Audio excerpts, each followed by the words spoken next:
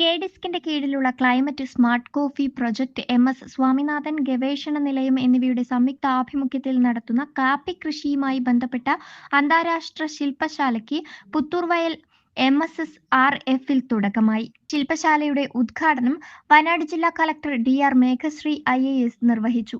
ഏറെ സാധ്യതകളുള്ള വയനാടൻ കാപ്പിയുടെ വികസനത്തിനായി ജില്ലാ ഭരണകൂടം പ്രതിജ്ഞാബദ്ധമാണെന്ന് കളക്ടർ പറഞ്ഞു.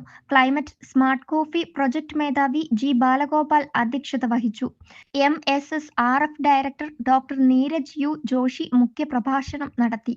അമ്പലവയൽ കാർഷിക ഗവേഷണ കേന്ദ്രം director dean doctor Yamini Varma, Netherland Groningen university പ്രൊഫസറും അന്താരാഷ്ട്ര ഹരിത ഊർജ്ജ വിദഗ്ധനുമായ ഡോക്ടർ PV അരവിന്ദ്, കർഷകക്ഷേമ വകുപ്പ് principal agriculture officer Raji Varghese, coffee board deputy director doctor Rudra Gowda എന്നിവർ ആശംസകൾ അർപ്പിച്ചു.